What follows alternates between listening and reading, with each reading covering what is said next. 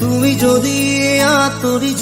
Guys, स्वागतम जनाइছো আপোনালোকক মোৰ ইউটিউব চেনেলটি। আজি আমি বনাম কচৰি আৰু কচৰি বনাবৰ কাৰণে মই 2 কাপ ময়দা লৈ লৈছো আৰু তাত দিছো 3 পৰা 4 চামুচ ৰিফাইন আৰু সোৱাদ অনুসৰি নিমখ। ৰিফাইনৰ পৰিমাণ সঠিক হৈছে নে নাই চাবৰ বাবে আমি ভালদৰে ময়দা আৰু ৰিফাইনখিনি সানি লম আৰু এটা লাডু কৰি চাম। যদি লাডুটো ভাগি নাযায় ৰয় তেতিয়াহলে ৰিফাইনৰ পৰিমাণ সঠিক হৈছে বুলি আমি গম পাম। মই ইয়াত আৰু 1 চামুচ ৰিফাইন এড কৰিছো, যেহেতু মোৰ কম হৈছিল আপোনালোকেও এড কৰিব পাৰে। এইখিনি এটা আমি ভালদৰে সানি লম। ভালদৰে আমি ময়দাত ৰিফাইনখিনি সানি লৈ অলপ অলপকৈ পানী দি আমি ৰুটিলৈ সনা আটাৰ দৰে আমি কোমলকৈ অলপ সানি লম।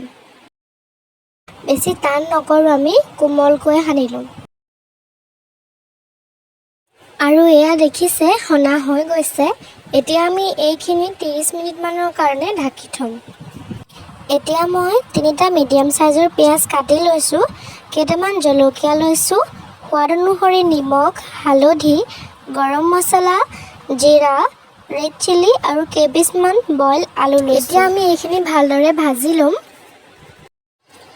এইফালে মই এখন কেৰাহীত অকমান তেল গৰম হ'বৰ বাবে দিছো আৰু ইয়াত আমি কাটি লোৱা পিয়াজখিনি দি দিম আৰু ভালদৰে আমি পিয়াজখিনি লৰাই লম। এতিয়া মই ইয়াত আমি লোৱা মছলাখিনি দি দিম আৰু দি পুনৰ ভালদৰে লৰাই লম। অলপ ভজা হোৱাৰ পাছত মই ইয়াত বইল আলুখিনি দি দিম। আপোনালোকে আলুৰ সলনি বেচনো ইয়াত দিব পাৰে। এয়া দেখিছে আলুখিনি মই ভালদৰে ভাঙি দিলো আৰু জলকীয়া কেইটাও দি ইয়াত ভাঙি দিছো। আৰু এইখিনি হৈ গৈছে। এতিয়া মই এইখিনি ঠাণ্ডা হ'বৰ বাবে এখন প্লেটত উলিয়াই লৈছো। আৰু এতিয়া আমি আমাৰ ময়দাৰ ডোটো 30 মিনিটৰ পিছত ভালদৰে আকৌ সানি ল'ম। এইটো ভালদৰে সানি মই ইয়াৰ পৰা 3টা লাডু বনাই লৈছো। যেহেতু মই 3টা কচৰি বনাম সেইবাবে 3টা লাডু বনাই লৈছো। এতিয়া আমি এই লাডু কেইটা অকমান ডাঠকৈ বেলি ল'ব লাগিব।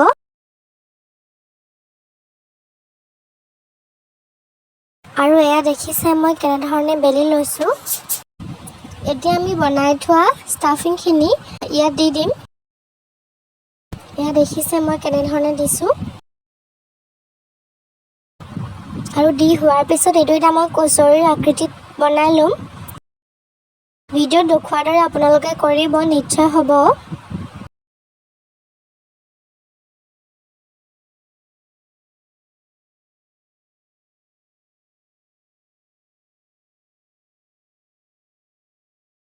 অকণো ফুটা নথকাকৈ এইটো মাৰি ল'ব।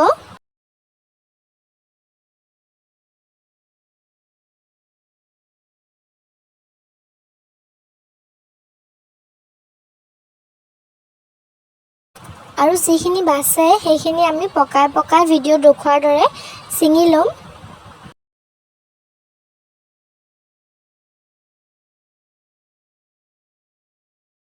আৰু অকণমান পানীৰে ইয়াত মই মোহাৰি দিছোঁ যাতে ভালদৰে এইটো লাগি যায়। এয়া দেখিছে হৈ গৈছে। বাকী কেইটাও মই এনেধৰণেই বনাই ল'ম।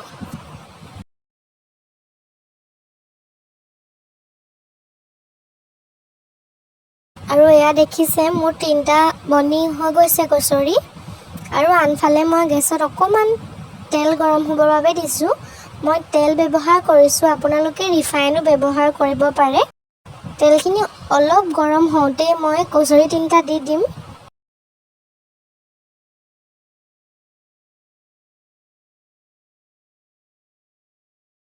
আৰু দুইফালে আমি ৰঙা হোৱালৈকে ভালদৰে ভাজি ল'ম। আৰু ভিডিঅ'ত দেখুৱাৰ দৰে আপোনালোকে তেলবোৰ এনেধৰণে কচৰিকেইটাৰ ওপৰত দি দিব হেতাৰ সহায়ত। আৰু ভালদৰে সিজাৰ পাছত দুয়োফালে মই এয়া নমাই লৈছোঁ। খাবলৈ খুবেই টেষ্টি হৈছিলে কচৰিকেইটা। আৰু এয়া দেখিছে মই ভিতৰটো কাটি দেখুৱাইছোঁ কেনেধৰণৰ হৈছিলে। যদি আপোনালোকে ট্ৰাই কৰা নাই এবাৰ নিশ্চয় ঘৰত ট্ৰাই কৰি চাব।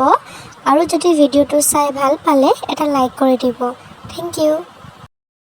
তুমি যদি আঁতৰি যোৱা